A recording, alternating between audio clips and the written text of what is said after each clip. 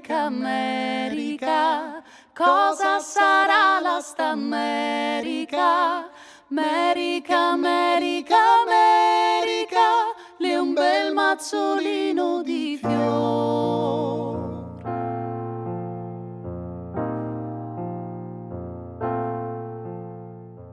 No final do século XIX, com o fim da escravidão e a possibilidade de escassez de mão de obra na agricultura, começou no Brasil uma campanha de incentivo à imigração de povos europeus, que, entre outros fatores, corroborava com o projeto de branqueamento do país. Um dos fluxos migratórios mais intensos foi o de italianos. Após a unificação, a Itália passava por um período marcado por uma economia debilitada, superpopulação, doenças e miséria. Muitos núcleos coloniais foram criados em todo o Brasil. Um deles foi montado em São João del Rei, Minas Gerais. Em novembro de 1888, chegaram as primeiras famílias, com a promessa de terra, moradia e sustento. Mas as coisas não ocorreram como previsto. Os imigrantes passaram por muitas dificuldades e tiveram uma vida marcada pelo trabalho árduo. Diante da impossibilidade de abordar as mais de 400 famílias com sobrenomes italianos em São João del Rei, convidamos alguns descendentes a relatarem suas lembranças e histórias. A família era tão valorizada que o meu irmão trabalhava numa empresa de ônibus, ele foi transferido para São Paulo para ser o administrador da firma lá em São Paulo, da empresa lá em São Paulo. Meu pai chorava, pedia, pelo amor de Deus, para ele não ir, que era o primeiro a sair. Meu pai falava, dentro de 1 hora eu reúno a minha família. Se precisar de um documento, vai no Castanheira. Castanheira era o dono do cartório, está tudo lá. A gente dentro de 1 hora levanta todo mundo. E ele fazia questão de reunir, uma vez por ano, a família dele. Meu pai gostava da família, é uma coisa que ele é importante, que eu acho que é uma grande qualidade, que ele gostava de ver todo mundo junto, ele gostava de sentar numa mesa com todos juntos, né? Ele gostava da presença de todos. Realmente, se não tivesse, ele ficava bravo, né? Não gostava muito, não. A mãe do Pedro escrevia para ele de 15 em 15 dias. Quando ele falou que ia se casar comigo, que era uma brasileira, ela não ficou nada satisfeita. Então ela mandou umas cartas que eu tenho aqui. Ela falava assim, não, vem buscar sua esposa aqui na Itália. Tem uma moça aqui de 20 anos ou 19 anos, era a idade que eu tinha. Muito boa, cozinha muito bem, faz macarrão muito bem, ela vai saber cuidar de você. Você vem aqui, namora ela, que casa e volta com ela. O que você me diz disso? E foi muito custo. Depois ele insistiu, aí mandou pedir os documentos do casamento, aí eles mudaram, mandaram a bênção, mandaram um telegrama no dia do casamento. E aí, a partir daí, eu fui tentando escrever também para eles, que eu não sabia italiano naquela época, mas eu fui tentando fazer alguma coisinha, mandava umas palavrinhas, etc. Eu fui conquistando a família. Aí, no fim, já era filha minha caríssima. Papai, igual ele falava, era assim, sim, não, não, e era um homem assim muito duro, uma personalidade muito forte, ele deixava transparecer e queria que todo mundo fosse. Tanta prova que, quando eu fui servir o quartel, eu tive a oportunidade de seguir carreira. Eu fiz muita amizade com o Tenente Nunes, que eu era motorista, e ele tinha um namorado em Barbacena, e eu que conduzia ele para o namoro dele, e o pai dele era general comandante da 4ª Região. Ele pelejava comigo para ir, eu falei, papai não deixa. Eu falei, por que não deixa? É seu futuro, por que ele não deixa? Eu falei, porque eu tenho certeza. E ele veio falar com o papai. Eu encaminho tudo, eu só quero seu sim. O papai falou, não.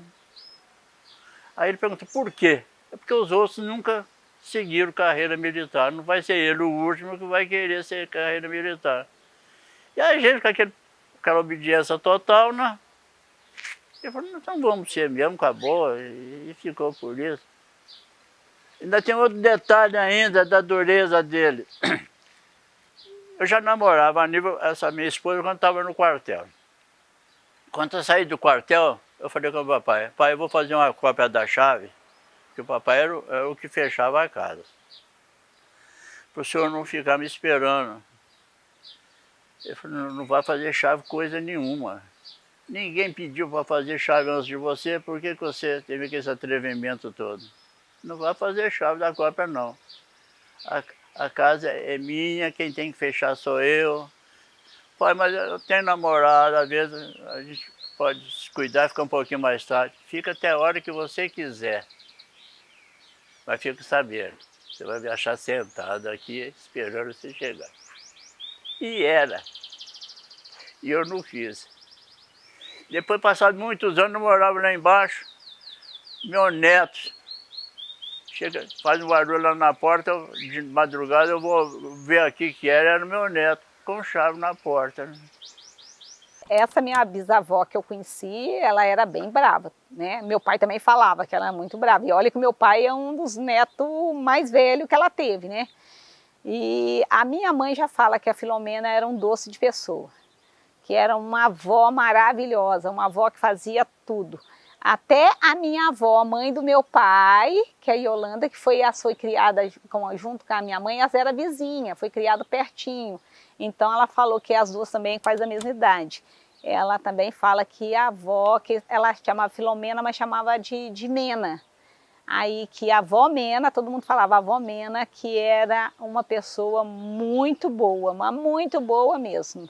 Ela era mais carinhosa, gostava de levar elas para passear. Chegava, abraçava a vovó. E o vovô ficava naquele canto assim, olhando para nós assim, ó. Olhando assim. Nós tínhamos medo dele, porque ele era brabo. Mas ele era bom, ele ensinava a gente como viver, criar filho. Quanta coisa hoje que eu estou criando meus filhos, eu tenho 62 anos de casado, eu faço coisa que ele me ensinou. Mas a maior coisa que ele deu para nós foi ensinar a trabalhar e ter educação e respeitar os mais velhos. Olha, o italiano era assim, dotado de um coração muito generoso, de fazer tudo pela família. Ao mesmo tempo, era de um temperamento assim, nervoso, e muitas vezes até conversando naturalmente, parecia que eles estavam sendo agressivos. Se envermelhavam, ficavam assim nervosos, mas eram pessoas boas. Boa gente, tutti boa gente, todo mundo boa gente, porém assim, são meio, parece, dá a impressão que o italiano está falando, está agredindo, fala alto, ele parece que, né?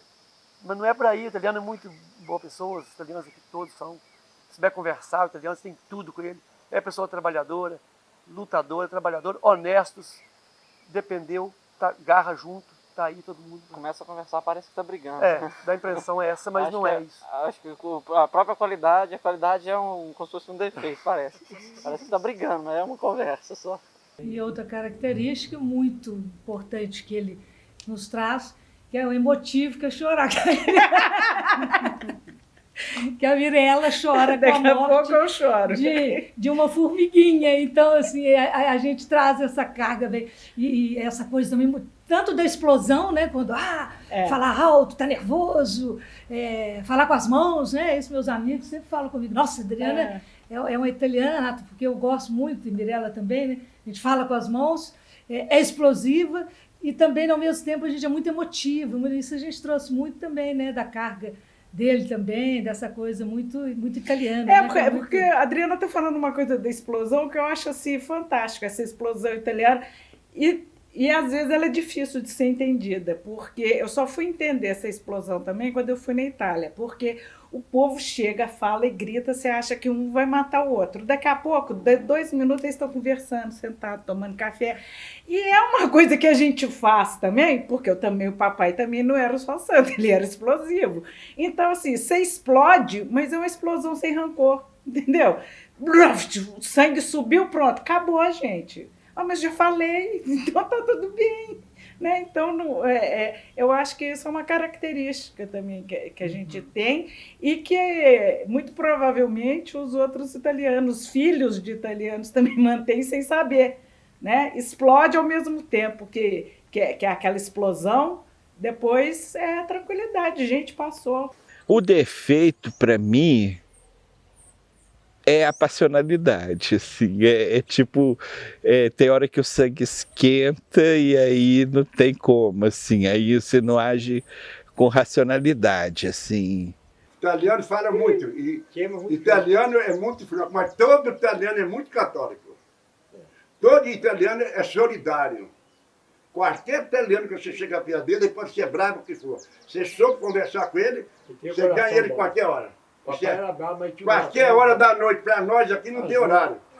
Pode deitar aqui, eu me peço esse carro para o Rio de Janeiro. Ó, não tem gasolina não, eu ponho gasolina para você. Pode ir embora no carro. A nossa qualidade de italiano é essa. Agora, nós é muito franco demais. O que nós temos que falar, nós esconde. Escapou da nossa presença, portanto, nós não falamos. Nós é dessa opinião. Olha, eram praticamente todos católicos. Estela Giarola era catequista premiada lá na cidade de Sereia. Então, era muito forte a religião, principalmente a católica. Eles tinham assim, um respeito muito grande pelos padres, freios franciscanos, participavam. Meu pai era mais liberal, mas minha mãe era mais rígida, muito católica. Ele gostava muito de igreja, achava que a gente tinha que ser padre. Eu cheguei a estudar para seminarista lá no Caraça. Eu era coroinha, ajudei missa do meu tio muito tempo. Ela era mais rígida com essa questão do que meu tio, que era padre. O padre Bispo teve o nome do vovô Giarola. E no dia que ele nasceu lá na colônia, na casa do vovô Giarola.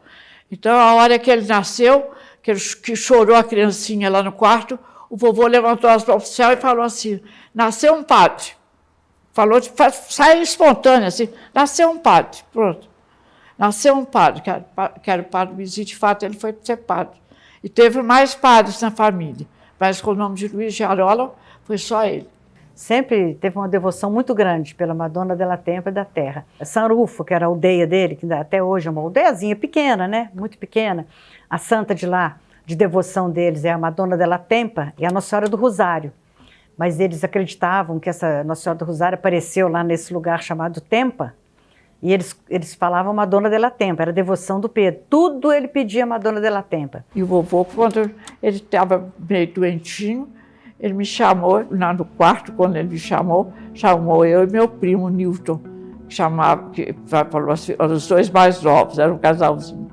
Eu era filho da Belina e o Newton era filho de tio Antônio. Então, ele falou assim, todo dia você vai rezar, meu Jesus, misericórdia, pela alma do vovô. Isso eu lembro direitinho. E eu rezei durante muitos anos. De uns tempos para cá que eu não rezei mais, porque eu já mando celebrar a missa para a família inteira, então achei que não era preciso mais. Meu avô foi o construtor daquela igreja no Giarola.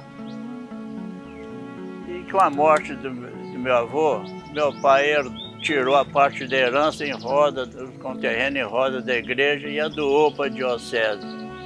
Ele tinha um amigo dele que era o Monsenhor Tortoriello. Era muito amigo da família, foi o que assistiu meu avô na última hora. E o meu avô tem uma história dele, a gente não tem como comprovar, mas ele previu a morte dele uma semana antes, inclusive o horário. E tudo que ele conta se realizou. Ele conta que o senhor Tortoriello que celebrava a missa não uma vez por mês, mas ia todos os domingos lá para macarronada. E o meu avô, muito amigo dele, falou com ele que ele já estava no fim da estrada, esse é o palavreado dele, estava no fim da estrada, que tinha muito poucos dias de vida, que o Monsenhor rezasse por ele. E o Monsenhor falou com ele que ia rezar para ele ter vida, né? Queria rezar para ter vida. Ele falou, a sua oração então está fraca, porque eu vou morrer no domingo que vem. E chegou de manhã cedo, ele mandou meu tio pegar o cavalo, vir buscar o padre, porque ele queria a presença do padre. O padre chegou lá e começou a brincar com ele. E ele tinha aqueles livros de italiano, tinha os ofícios da Boa Morte, aquilo tudo. Ele falou, compadre, nós não temos muito tempo a perder, não. nós já conversamos o suficiente. Vamos fazer as orações da boa morte. O padre fez as orações quando foi 1h. Ele faleceu. E explicou todinho. Me coloca no trem, no vagão fúnebre que existia naquele tempo, né? Mas não para em Chagas-Dória não, que era Matozinhos. Para na cidade, porque lá vai ter muitos amigos me esperando. Se realizou.